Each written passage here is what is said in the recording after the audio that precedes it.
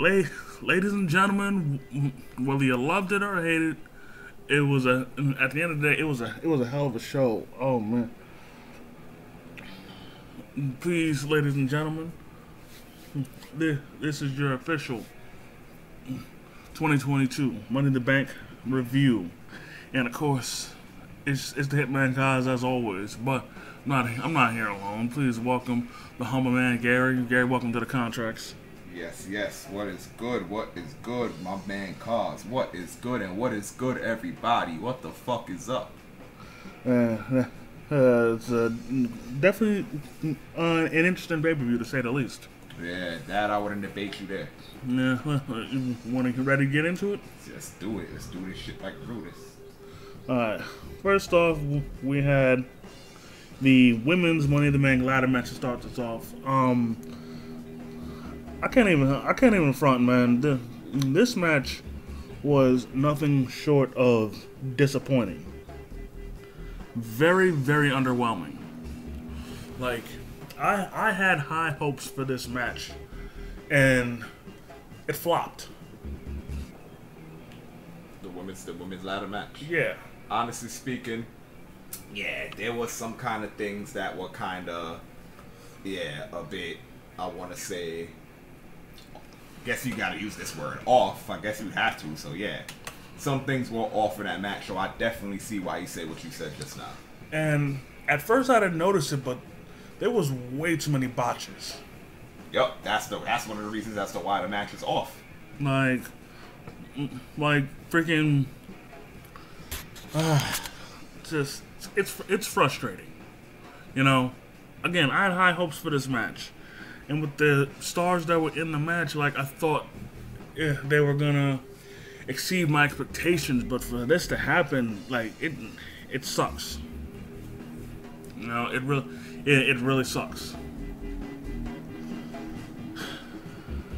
Like, anything you want to add, man?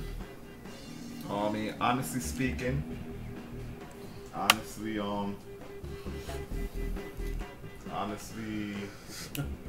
like, oh man, I mean, that's a that match was, I mean, yeah, the botches, if you ask me, that was kind of the main things, and also I was expecting ladders to be broken and all those kinds of things. Same here, man. Word. I was hoping for some better ladder spots. Exactly. But I want to say, you mind if I say something about the winner? Go ahead. I mean, wait, hold up. We can't say anything about that just yet. Yeah, exactly. We can't just yet. But that match, honestly, like, I mean, it was 50-50. It was kind of good, kind of not. Yeah, I'm sorry. I wasn't down with it. Freaking. I mean, no, fuck it. I'm gonna just say it. That match sucked the chrome off of a '57 Chevy bumper. I'm sorry. Oh, shit. Like, I mean, I ain't gonna debate that. Straight up, that match sucked the chrome right off of a '57 Chevy bumper. I'm like, and it's a shame with all the stars that was in that match. Just, it was horrible. It was bad. And let me also get this off my chest. What the fuck was up with Shotzi? Like when they zoomed in on her face, what the hell happened? Because like her face looked all messed up, like she had just been in a bar brawl, or freaking if she had a boyfriend, her boyfriend beat her ass or something. Like, I don't know whether she was allergic to the makeup she was using or something, or she got busted open. I don't know what. And I'll admit she did take a nasty bump with a ladder. Grazed her back and shit, but still this match could have been so much better. That's a fact. And needless to say, we need to address the elephant in the room. The ladder bridge spot was the most disappointing, most underwhelming part of the match. Like honestly, this that ladder spot with Becky Lynch and Asuka had to be the worst ladder spot I've ever seen in all in all the ladder matches that I've seen in my entire life, that has to be the worst. That had to have been the worst ladder spot ever. Honestly, yeah. Agree with you on that shit. Cause she went she just went. I think barely went halfway up the ladder. Right. And then she did a senton splash, which did not even look impressive because she wasn't even that high off the ground. And then needless to say that they didn't even go through the ladder. Right, exactly. Like that spot was just so bad. Right. I expected them at least to, if not go to the top, then at least go like 3 rungs from the top. But like that was so disappointing. Like such a major letdown. Like what should have happened was that she take one of the biggest ladders in the match, like those 10-foot ladders, right. Climb to the top of it or close to the top, then dive. Right. Then hopefully they both go through the ladder, and then that would have been perfect. Right. Honestly, that probably would have made up for the whole match. Right. But, oh, and also I must say, when it comes to Becky Lynch's attire, normally I don't comment about this, but considering who she's married to, like, oh my God, such tackiness is rubbing off on her because she like her entrance attire looks so tacky. Like she was literally looking like what's his face? She was looking like the Green Ranger. Yeah. And if not that, she was looking like the Pokemon Metapod. Oh yeah, that too. Like I even told the humble man I was waiting for her to evolve into Butterfree. yeah, he did say so. Sorry to keep repeating, but shit was just hilarious. Yeah, but then I'd say the match was redeemed by the winner being Liv Morgan in the back. Yeah, that is correct. Honestly speaking, yeah. Her winning was really excellent. It's about time because Liv needed a great push, and she's great. She's great talent. Yeah. Yeah.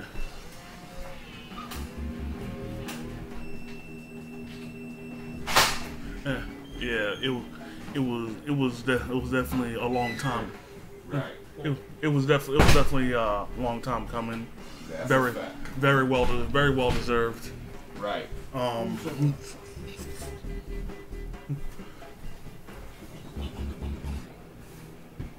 Yeah, but long time coming. Very well deserved. Oh yeah, very well deserved for her. She's real great talent. So yeah, if you ask me, shit, she's one of my main favorites. So who would doubt that she ain't deserved that? You know what I mean? Yeah, and then I guarantee all actually I honestly can compare her winning the Money in the Bank briefcase to Big E winning the Money in the Bank briefcase last year. Oh yeah, because it was something. It was something the crowd. It was something many fans wanted, right. And when it happened, everybody was talking about it. Everybody was cheering. Everybody was out of their seats. Everybody on social media was talking. Other wrestlers were talking. Wrestlers relating to them were talking.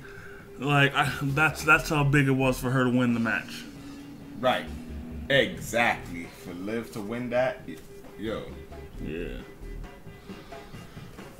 So yeah, congrats to Liv. Right.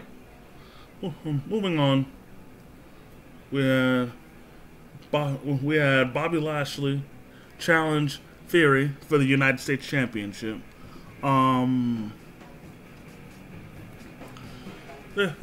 This match, I think, further showed that that despite the cowardly stuff that Theory did, Right. this, in my opinion, was further showing that in my opinion, Theory can hang with the big boys.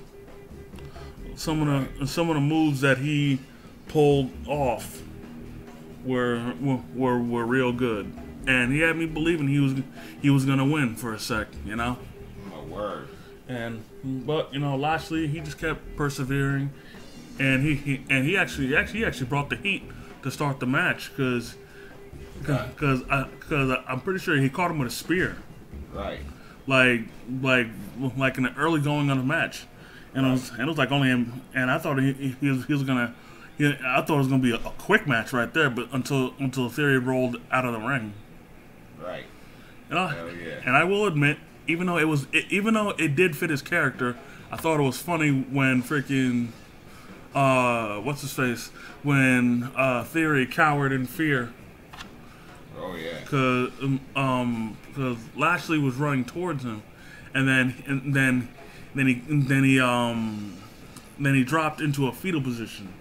Right. Exactly. That shit was funny, but it was definitely fitting his character of being cowardly, you know. Right. And then Lashley eventually was able to apply the Hurt Lock. Theory tapped out. Lashley is the new United States champion. Part of me, I'll admit, I wasn't cool with this. The reason why I'm not cool, why I wasn't cool with it, is because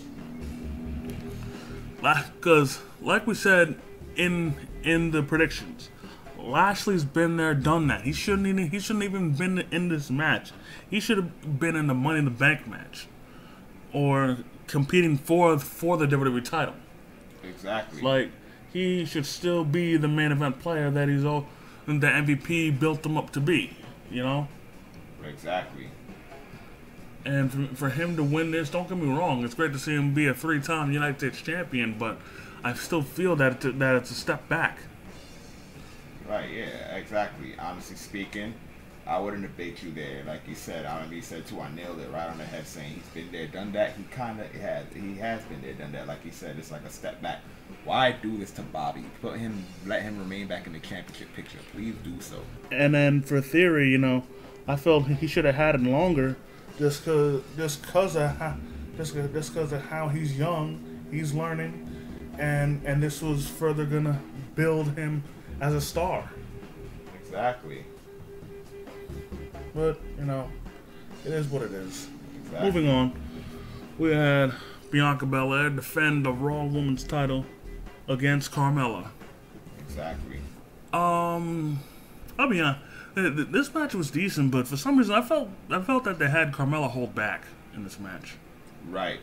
Because compared to how she fared off when she feuded with Sasha Banks and whatnot, and seeing the quality of matches that she put on with her, I just felt that she was holding back. Right, I would think so. Like, don't get me wrong, she was still talking as much trash as she was then, but I just felt she was holding back as far as going what she was doing in the ring. Right. That's what I think. And also, side note, she wasn't wearing her face mask. Exactly. I guess they scrapped her having to do that. Right. I'm glad because she's no longer ripping off Cody Rhodes doing that. Right. But in the end, she fucked up big time, talking shit to Bianca and pushing her and slapping her and shit. Exactly. To which Bianca just got mad, grabbed her, hit her with the KOD, and that was it. Right. Exactly. But Bianca didn't get much time to celebrate because ever was the sore loser. Carmella attacked her after the bell, and honestly, at first, myself and the Hummerman were thinking that with her beating down Bianca, this was gonna set up Liv Morgan. I want my girl Bianca to keep that title for a long time. Right. Word. Me too. Me too. Yeah. Moving on. We had the Usos defend the undisputed tag team titles against the Street Profits. First off, I love that for the Street Profits, for the first time since before the pandemic hit, for their entrance, they were walking through the crowd, man. Oh yeah. Oh, I'm so happy that they did that, man. They're back to doing that. Right. Freaking, they literally hadn't done that since the pandemic hit. It's great to see them doing that again. Also, shout out to Montez Ford for actually wearing sneakers that match the attire. Hell yeah. Now to how he looks back then. Yo, he's made great gains. Like, he has gained a lot of muscle. Yeah, that's a fact. And same thing with Dox too, because he's slimmed down a lot and packed on the muscle as well, yo. Exactly. And also I think also Ford he definitely had to have helped because Angelo Dawkins has gotten a lot more nimble in the ring. Exactly. Because this dude is doing freaking diving moves and shit. Freaking he's able to freaking clear the ropes with his dives now. Like he definitely, like, Montez definitely had to help him get more nimble in the ring and shit. So shout out to both of them because you know, Dawkins has also pulled out some moves I haven't seen from him before. So they both improved greatly. Right, facts. And I was hoping that they would win this match, but you know, unfortunately the Usos retained. But I'm not gonna take that away from them because both teams put on a fucking clinic. Word. My God, if it wasn't for the main event, they would have had the best match of the night, hands down. What's that? Because the Usos and the Street Profits were killing it. They were. With the false finishes, man, the false finishes had my heart racing. Right. And oh man, it's just a testament to both teams. And I honestly, it's also a testament, in my opinion, to how far tag team wrestling in WWE has risen. Exactly. How far it's come, you know. Oh yeah, that's right. I agree.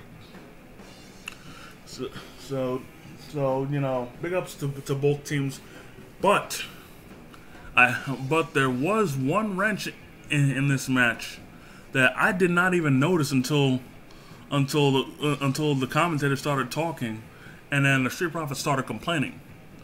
When the replay showed, after I think it was Jimmy Uso pinned Montez Ford. Yeah. Yeah, when Jimmy Uso pinned Montez Ford, Ford's shoulder was up the whole time. Oh yeah. Like, Exactly. because like, and like, it's crazy because I thought Montez was down for the count, but his shoulder was up the whole time. And when he came and when he started moving, he was like, "Why did the match end? Why did the match end?" Exactly. And then, you know, the replay showed him like, "Oh my God." Exactly. This man's shoulder was up the whole time, but obviously this is clearly gonna plant the seeds for them to have a rematch.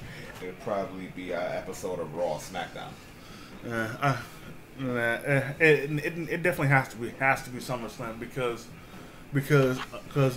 the quality of match that they had at Money in the Bank, like the only way to top that is to have something just as good at SummerSlam.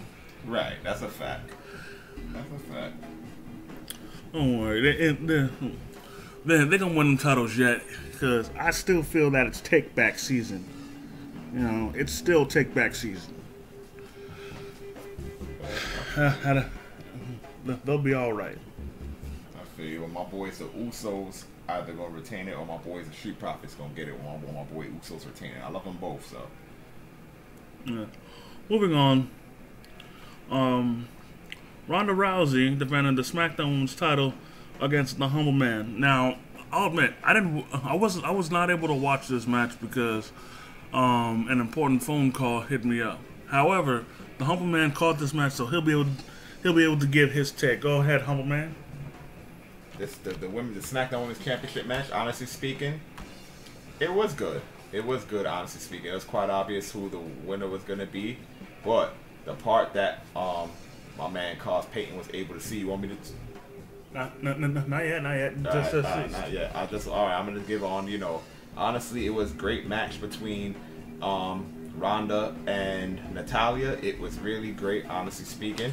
Both of them are great friends in real life. They both have, should I say the word chemistry? Yeah. I mean, yeah, I'll say the word chemistry, seeing as how they're great friends and they train together and all those things. Because, I mean, first off, you gotta have chemistry when having a match. Now, attire-wise, what colors was Natty wearing? Was she still wearing, like, black and pink or something like that? You are correct. Oh, okay. All right. So, and anything stand out from the match? Nah, there wasn't that really stood down from it. Well, was Natty able to lock in the sharpshooter? Yeah, she was. Natty was able to do so. All of them were able to do their moves and then break out of it as well. And the Ronda even went ahead and did the ankle lock on her. I mean, that's not one of the ways how she won, but that was one of the submission. That was one of the moves that she had won throughout this match. That was one of the moves she had used throughout the match. Yup, yes sir. So she went Kurt Angle on her. Facts. Well, sort of. Yeah, facts. I was kind of thinking that too while watching it, But so you're saying she won with the armbar. Correct. So now she went with it, kind of standing up a bit or whatever, or a little bit, and staying down. You would have to probably watch it over to see for yourself. Okay. If you want to do so. Now when it comes to her locking it in, did Natty tap instantly or what? Like a few minutes after. Okay. All right. Now, but after the match, I was able to catch what happened afterwards. The crowd went crazy because Liv Morgan came out, cashed in Money in the Bank, and then what's his face? Ronda put her in the ankle lock. However, she was way too exhausted. Oh wow! You saw the match. I'm saying oh wow, because that shit was crazy. Yeah. Freaking Ronda was too exhausted to put everything into that ankle lock. So then Liv hit Ronda in the ankle. To which I'm assuming that got weakened during the match. Yeah. Did Natty put her in some sort of ankle lock or what? Yeah, she kind of did. She did. She did do so. Oh, okay. So then that explains why it was so weakened. So then that mixed with Ronda's fatigue allowed Liv Morgan to roll up Ronda to win the SmackDown Women's title. Now, I will say this. Part of me, I honestly wish that Liv hit Oblivion and then pinned her. I get you. I know what you mean. That's one of Liv's best finishing moves too. It's her only finisher. I mean, yeah, that's a great finisher from her. I mean, I'm wilding. I think I can compare it to what's his face, R-Truth's finisher, except she does it off the ropes. Right.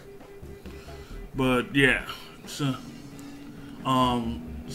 actually two things was a long time coming. She won the contract and won the title. You know what I'm saying? Yes, sir. Everybody, the whole world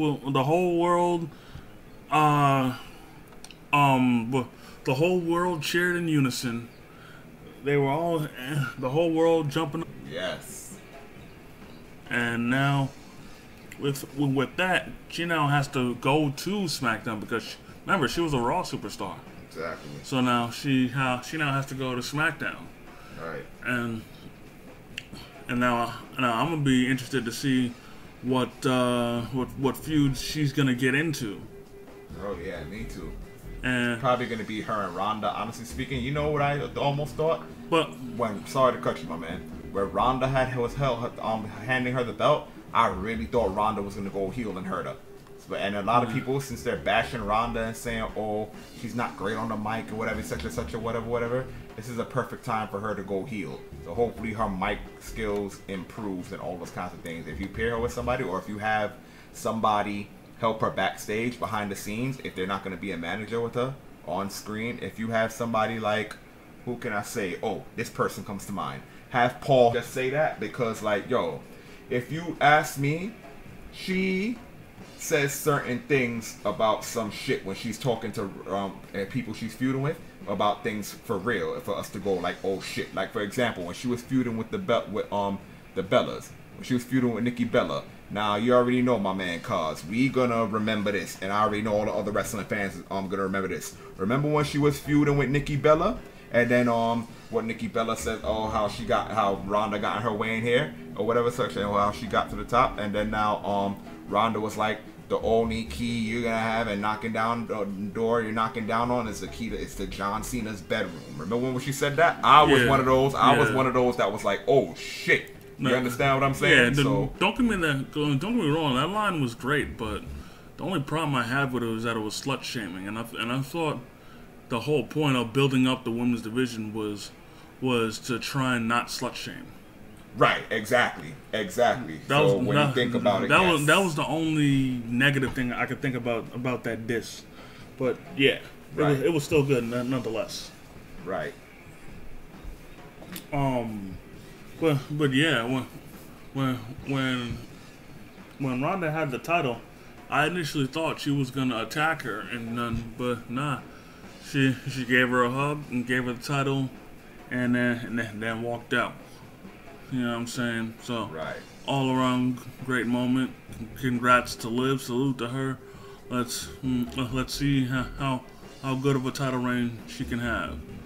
I mean, I honestly hope she can hang, but if her mic skills and character doesn't either stay constant or improve, then I'm not sure. Right, exactly. I mean, there's nothing wrong with her character, but like, she was always being the underdog. But now that she's got the title, she can't really be the underdog. Right. But you know, we'll see where she goes from here. You know. Right. Exactly. And moving on, main event time. The men's Money in the Bank ladder match. Madcap Moss, Almost, Riddle, Sami Zayn, Seth frickin' Rollins, Sheamus, Drew McIntyre. And at the very last second, Adam Pearce comes out to announce that there is an 8th entrant. And I'll admit, with as much as he was hyping this up, I was getting hyped. My heart was racing. I was shaking with anticipation as to who it was gonna be. Oh man! Yo. Don't get me wrong. I wasn't mad at this, but considering how much I was getting my hopes up, this was a letdown. Oh my god! Oh man! Yo! Oh my lord! Yo! Should we say it together or one of y'all? Nah. Or me or you? I'll say it. The 8th entrant was Theory. Out of all who we were expecting, we were thinking it was probably a return person, someone who came back days ago, but it was him. Or somebody coming back from an injury. Jesus Christ, for real. Man, freaking Theory. Exactly. And the thing is, he had just already competed earlier in the night. Exactly. You know, dropping the U.S. title to Lashley. Honestly, I think he should have sold his injuries a bit, in my opinion. Right. Like, I say he should have been holding his head or something, you know, just to signify, just to show how bad the hurt lock was, you know. Exactly. Or like holding his arm in pain or something like that. Right. You know. Right. Or at the very least limp, you know, at least limp. Exactly. But still, I can honestly say this ladder match more than made up for the women's Money in the Bank ladder match. This kicked ass. Oh hell yeah! This was wonderful. Oh my god. But before I say anything, Jesus fucking Christ. If Becky dressing the way she was one thing, y'all ain't seen shit yet. This nigga tacky.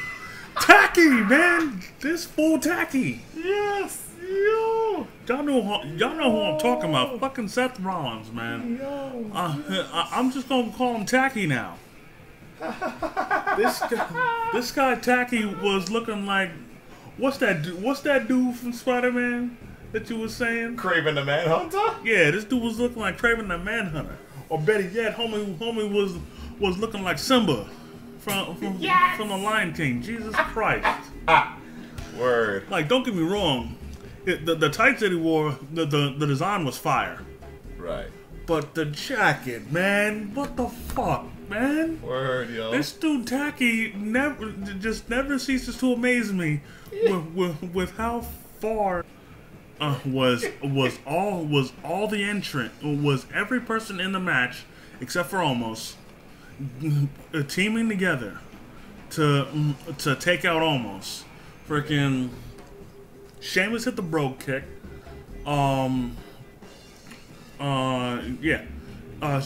Sheamus hit the brogue kick. Sami Zayn hit the haluva kick. Right. I think Drew hit the Claymore, to which he was still on his feet for some fucking reason. God damn, he was still on his feet. Exactly. But he was slumped over on the apron. But that left him wide open to get hit with the curb stomp. Right. And then once he was, and actually earlier in the match, they buried him under a whole bunch of ladders, but that wasn't enough because he was able to bury himself out of the rubble and still try and do something in the match, which caused them to do all of that. You know, exactly. When it comes to a big man like that, everyone in the match has to team together to take him out. Right. But exactly. And they finally did it, where they all banded together through the instructions of Seth Rollins, mind you. Right. They got him up, hit him with a 7-man powerbomb through the announce table. Right. And that emitted a holy shit chant. Exactly. And thankfully, they didn't censor the holy shit chant. Right. Like how they usually do. Right. It's ridiculous. But yeah. Right. Then also in the match, I like the spot where freaking Sheamus and Drew McIntyre were lighting up Theory's chest with the 10 beats of the bow drum. Right. And then actually also in the closing moments of the match, Drew McIntyre was close to winning. Yes. But I called it. If you guys can look back at the predictions, I called it. Freaking Butch came running down, and he hopped on, and he climbed up the ladder, hopped on Drew's back, and put him in a sleeper hold. Word. And put him in a sleeper hold. And Drew still tried to climb, but Butch would not let go. And then as he did that, Drew eventually climbed back down, and when he climbed back down, and when he climbed back down, Sheamus saw and was able to hit him with his bicycle knee strike, which in turn took out Butch. But you know, considering what he was fighting for, it was worth it. But yeah. Then it seemed as if Seth Rollins was going to win. Exactly. I think Seth was going to win. Who was up there before Theory knocked him off? Oh no, Riddle. Yes. Yes. it seemed as if Riddle was gonna win. Freaking, I think Seth hit the curb stomp on somebody, and then Riddle. And then Riddle took out Rollins hit the curb stomp on Sami Zayn because after they hit almost with the power bomb, Sami Zayn immediately ran into the ring, tried to climb up the ladder. Right, and no, he curb stomped Madcap. Oh yeah, my bad, Madcap. Freaking what's his face? Yeah. Sami Zayn tried to go up the ladder. Then Madcap got him off, took him out. Then Seth brought him down, hit him with the curb stomp.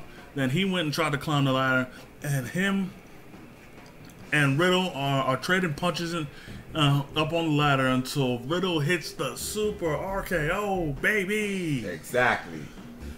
And then on the ring, where Riddle climbed to the top of the 10-foot ladder, and hit a crazy floating bro on everybody.